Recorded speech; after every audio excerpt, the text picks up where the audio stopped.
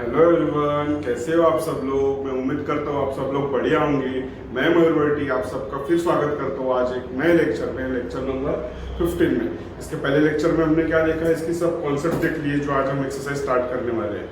क्या क्वांटिफायर्स क्या होता है, क्वांटिफाइड स्टेटमेंट्स क्या होता है, और क्या क्या देखे हमने स्टेटमेंट्स। मतलब ये थोड़ा थियोरेटिकल पार्ट है ना, तो इसके स्टेटमेंट्स को कैसे सॉल्व करना है, इसके ट्रूथ टेबल्स कैसे बनाना है, इसकी ट्रूथ वैल्यू कैसे निकालनी है, वो सब इसके पहले वाले लेक्चर में हमने देख लिया। अगर आप डायरेक्ट आज के लेक्चर देख रहे हो तो प्लीज मेरी आपको रिक्वेस्ट है कि इसके पहले वाला लेक्चर पहले देखो, उसके बाद भी ये लेक्चर आप देखना, ठीक है। चलो स्टार्ट करते हैं।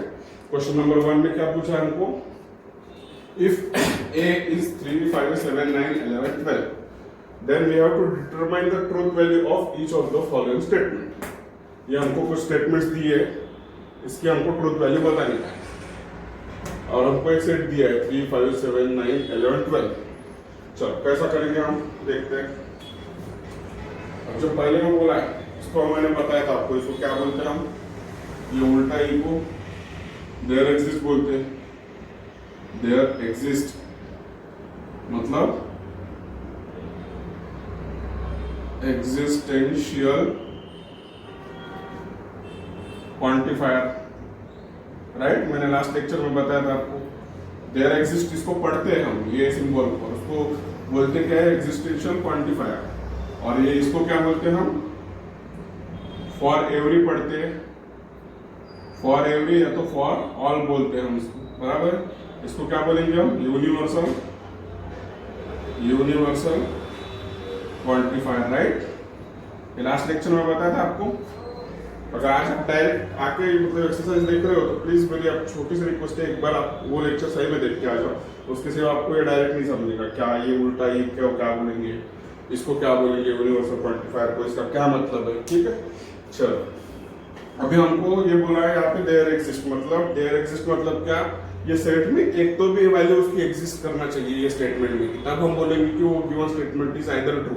अगर नहीं होगी वो उसमें वो अगर क्या बोल रहा है एग्जिस्टेंशियल नहीं होगा, ये स्टेटमेंट में नहीं होगा उसका एग्जिस्टेंस कुछ भी, तो हम वैसे केस में क्या बोलेंगे, the given statement is completely false, right. और इसमें क्या बोलेंगे, अगर इसकी जगह पे फॉर एवरी रहा तो सारे कंडीशन के लिए इसकी सारी वैल्यूज इसके अंदर आनी चाहिए ये सेट के अंदर, तब हम बोलेंगे कि the given statement will be true, नहीं तो फिर फॉल्स, ठीक है।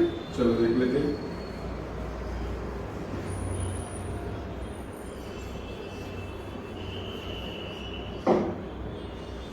अब हमको क्या बोला है, there exist x belongs to a such that x minus 8 is equal to 1। मतलब x की सब वैल्यू के लिए 1 आना चाहिए। हम कब बोलेंगे, जब इधर एग्जिस्टेंस की जगह पे फॉर एवरी रहता है, मतलब यूनिवर्सल रहता है। अब इधर सिर्फ एग्जिस्टेंस का है, मतलब हम इसको क्या पढ़ते हैं, देयर एग्जिस्ट, मतलब इसका कुछ भी वैल्यूज आप डालोगे तो ये इक्वेशन सेटिस्फाई नहीं होगा, एक भी वैल्यू इसके अंदर की अगर इक्वेशन सेटिस्फाई होता है तो हम क्या बोलेंगे, वो वैल्यू इधर एग्जिस्ट करती है ये सेट के अंदर, तब हम बोलेंगे कि ये स्टेटमेंट इज ट्रू। तो चलो देखते हैं। अब ये इक्वेशन क्या दिया हमको, x minus 8 is equal to 1 दिया, राइट। अब पहले हम डालेंगे 3x, x की वैल्यू 3 डालेंगे पहले, क्या मिलेगा, 3 माइनस 8 इज इक्वल टू 1 हो रहा है क्या, नहीं हो रहा है। 3 minus 5, 3 minus 8 is equal to 1 हो रहा है क्या, मतलब कितना रहा, 5 minus 5 is not equal to 1, बराबर है। 3 के लिए नहीं हो रहा है। अभी क्या के लिए देखेंगे, 5 के लिए 5 minus 8 is equal to 1, 5 minus 8 will be minus 3 which is not equal to 1। फिर देखेंगे 7 के लिए, 7 minus 8 is equal to 1, minus 1 is not equal to 1, तो ये भी नहीं होगा। देखो इसके लिए भी नहीं हुआ, इसके लिए भी नहीं हुआ, इसके लिए भी नहीं हुआ। अब देखते हैं 9 के लिए, 9 minus 8 is equal to 1, 1 is equal to 1, ये हो गया हमारा सेटिस्फाइड, राइट। मतलब 1 इज इक्वल टू 1 मिल गया, मतलब 9 के लिए ये कंडीशन सेटिस्फाई हो गया, राइट। तो हम क्या बोलेंगे, 9 ये ऐसी एक वैल्यू एग्जिस्ट कर रही है, क्योंकि आप क्या बोला, एग्जिस्टेंस पूछा है, क्योंकि ऐसा कोई नंबर है क्या जो सेटिस्फाई करे, तो है सर 9 है। तो हम इसको क्या बोलेंगे, ये केस में अगर ये इक्वेशन सेटिस्फाई आ रहा है, therefore the truth value of this given statement is true.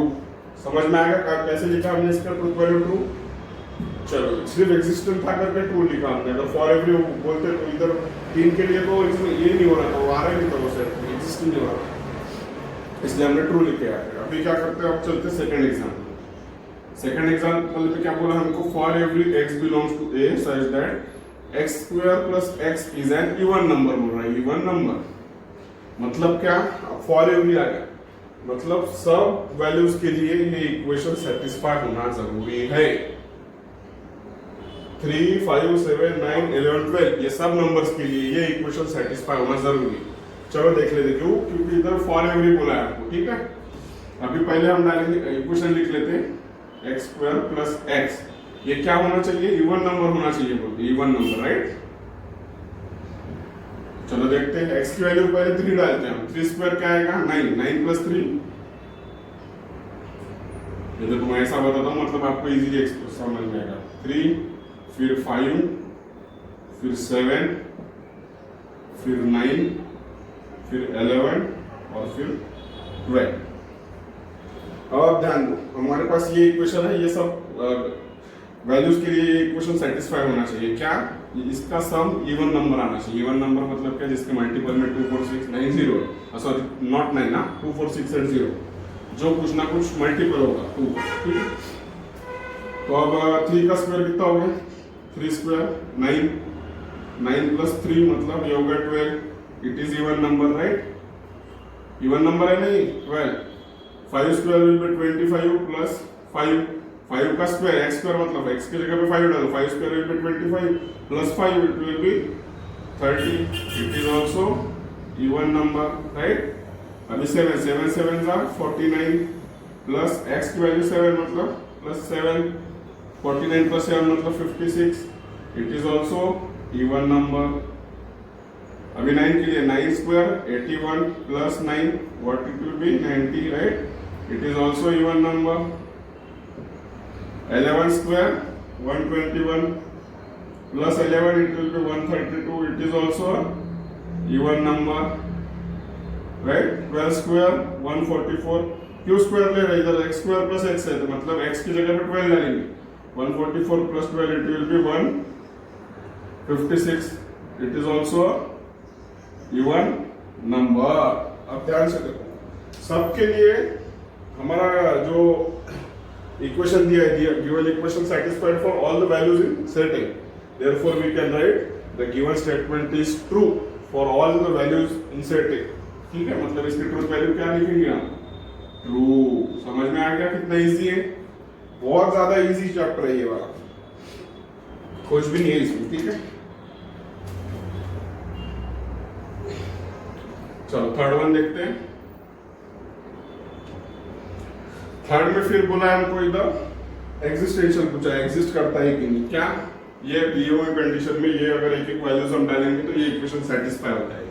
सिर्फ एग्जिस्टेंस, एग्जिस्टेंस मतलब क्या, इसमें से कोई भी एक वैल्यू ने अगर सेटिस्फाई कर दिया इक्वेशन तो तब हम बोलेंगे कि the given statement is true, because here the symbol is of existence, right. चलो इक्वेशन लिख लेते हैं, x square is less than 0। अब मेरे को बताओ, x square is less than 0 बोल रहा है, लेकिन आप कोई भी चीज का स्क्वायर करो, कोई भी नंबर का, whether it may be negative number, whether it may be positive number, -1 का भी स्क्वायर +1 आएगा, और 0 से लेस देन अगर कैसा आने वाला है कि कोई भी चीज का, कोई भी नंबर का square, it is not possible, right. क्योंकि आप ये तो छोड़ ही दो ये नंबर्स, लेकिन आप दूसरे भी नंबर्स को सोचोगे कि -0 से छोटे नंबर कौन सा रहेगा, -1 -2, इसका भी अगर स्क्वायर निकालेंगे तो हमको पॉजिटिव वैल्यू मिलेगी।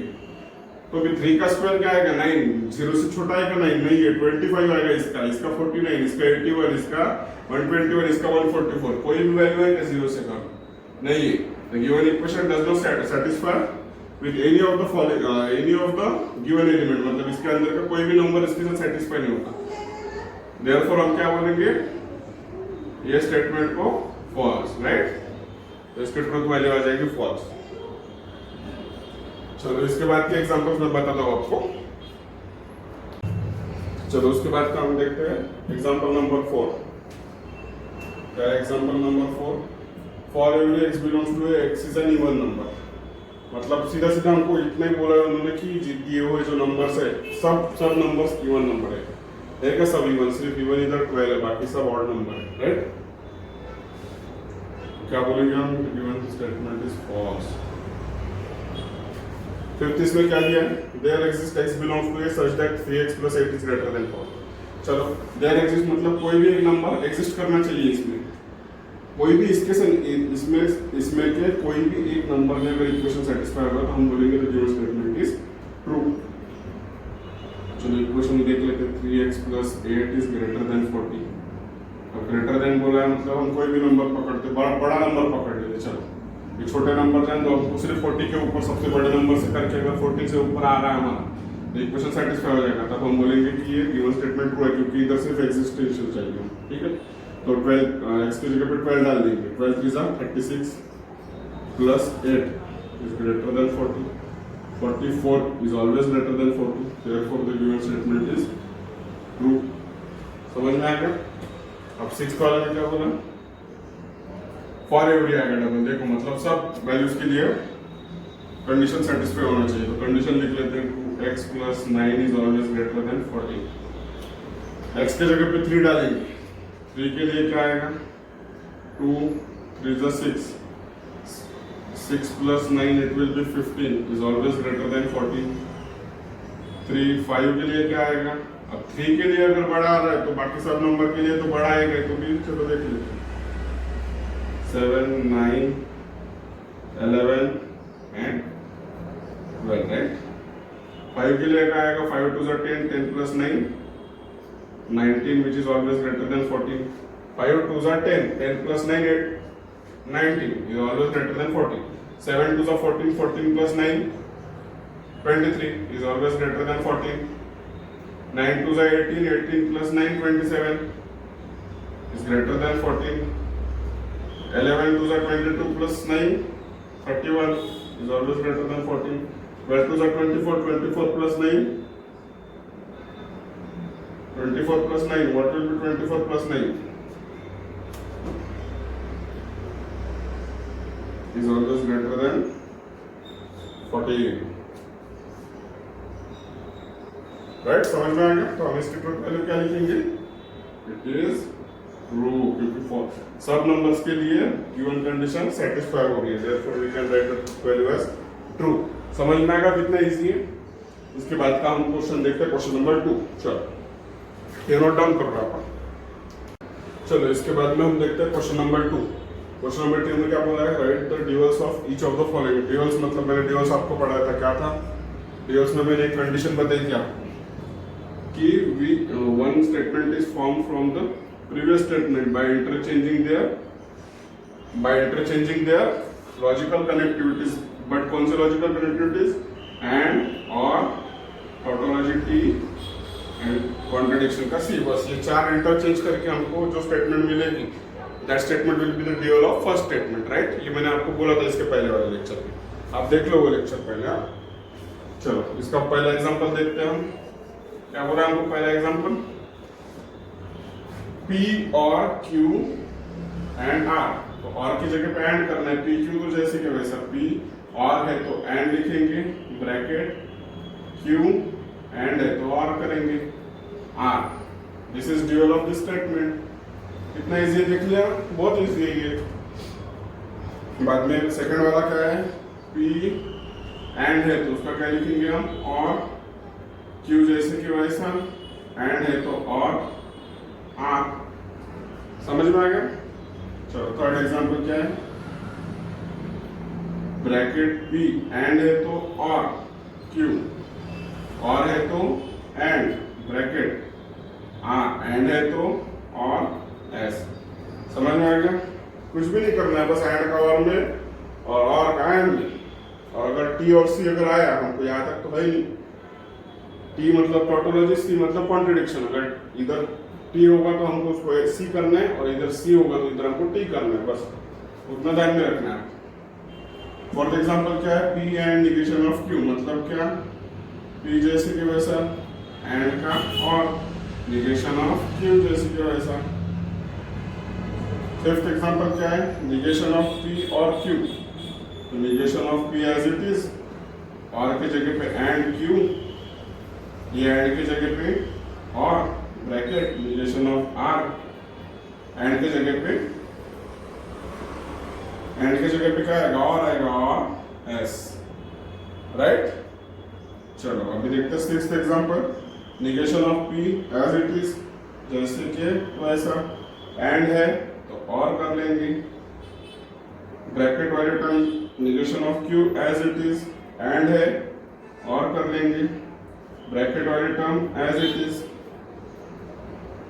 इसको हम स्क्वायर ब्रैकेट देते, ठीक है, मतलब कैसा, ये लास्ट वाला होगा, कंफ्यूज न होगा।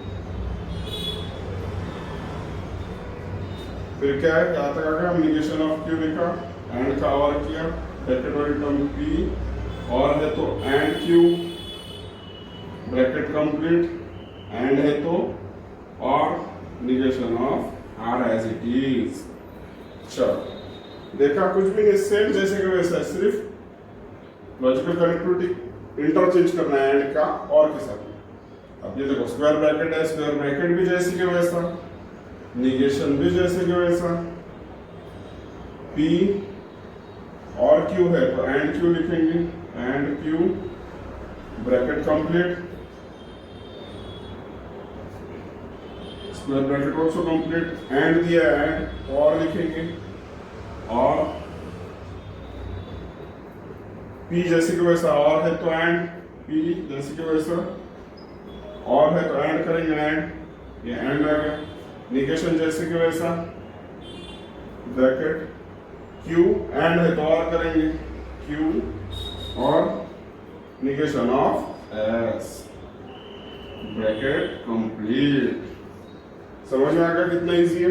क्या किया हमने, कुछ भी नहीं किया, सिर्फ और दिखा वहां पे एंड किया, एंड दिखा वहां पे और किया, और T और C तो आया नहीं, वो शायद इसके बाद वाले एग्जांपल्स में। तो मैं क्या करता हूँ, इसमें ये क्वेश्चन में 10 एग्जांपल्स है, तो मैंने 7 सॉल्व करके दिए, 3 एग्जांपल है, और अगर इतना इजी है कि आप सॉल्व करने का भी जरूरत नहीं है, ऐसा देखते बराबर ही बता देंगे इसका आंसर। मैंने अगर पूछा आपको इसका ड्यूअल बताओ तो आप बोलोगे sir P and negation of Q है, तो इसका ड्यूअल तो P और निगेशन ऑफ Q है। समझ में आ गया कितना इजी है? चलो तो हम एक काम करते हैं, क्वेश्चन नंबर 3 से आगे हम इसके बाद वाले लेक्चर में देखते हैं, लेक्चर नंबर 16 में, राइट। आई होप आज जो कुछ मैंने ट्राई किया आपको एक्सप्लेन करने का वो आपको अच्छी तरीके से समझ में आ गया होगा। अगर आपको अच्छी तरीके से समझ में आ गया तो प्लीज़ वीडियो को लाइक कर दीजिए, चैनल को सब्सक्राइब करें। जल्दी मिलते हैं नेक्स्ट वीडियो में, till then thank you, good bye.